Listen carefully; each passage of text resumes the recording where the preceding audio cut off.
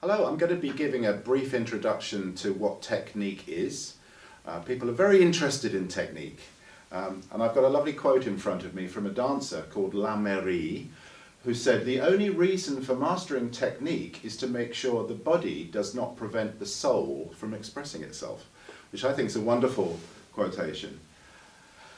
So what is actually technique? Where does the word come from? Well, from the Greek word technikos, which means of or pertaining to art, interestingly, artistic, skillful, which leads us to really put this thought together, these two thoughts together, that interpretation and technique are really one and the same thing.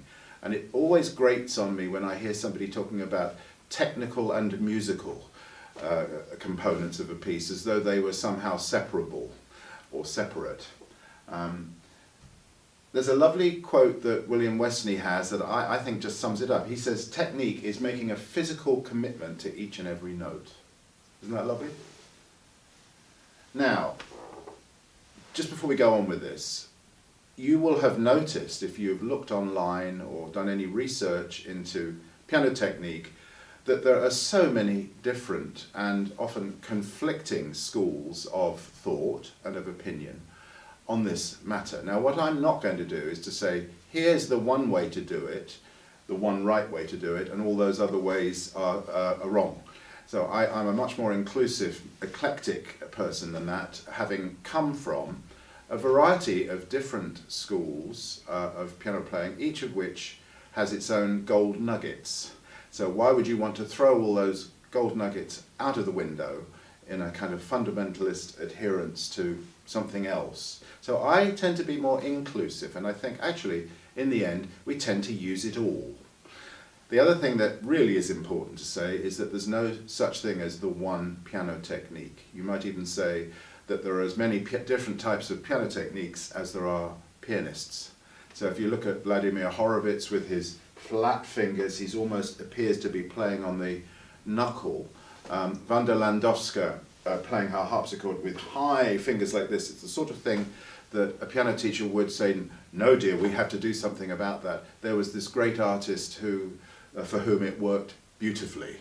I have a colleague who is a stunning concert pianist, plays all the big concertos, all the big repertoire, who happens to use a lot of high fingers. That would be frowned upon in the modern pedagogical circles. They would try and correct that. So let's just start off with a sense that technique is individual, there's no one size fits all, and there's many different ways to play the piano.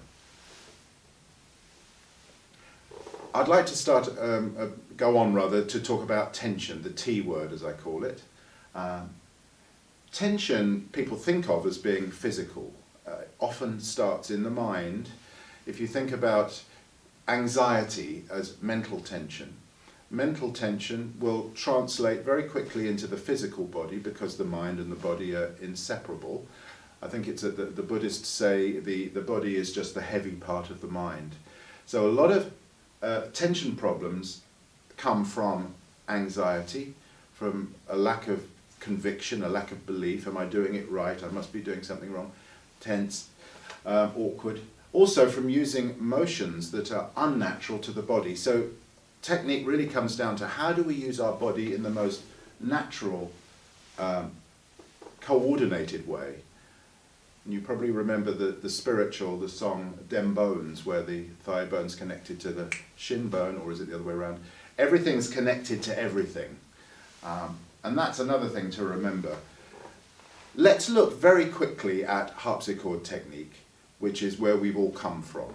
Now we all know about evolution, that something starts off and then as the time goes by, it changes, it evolves. So our piano that we have now evolved as a result of the harpsichord, people wanting a little bit more expressive possibility from the harpsichord. What happened? The harpsichord, the very first piano, was just an adapted harpsichord, the same key weight, the same way of playing. And as the piano evolved, piano teaching didn't really, for a good long time, about 100 years of teachers telling the early pianists to get even more strong with the fingers. Harpsichord playing really does not need any involvement of the upper arm. It's neither necessary nor desirable. We've got to remember that early pianos were very similar in touch, key weight, to the harpsichord. So, of course, the early piano teachers were fine in what they said, but the problem starts when you look at somebody like Clementi. We're going to get on to Clementi in a separate video, but when we look at how Clementi instructed his students to do things, and that if we look at it through modern eyes and obey everything as he tells us, we're going to get into some serious trouble. So in the next installment, I'm going to look at Clementi and the legacy of the penny on the back of the hand.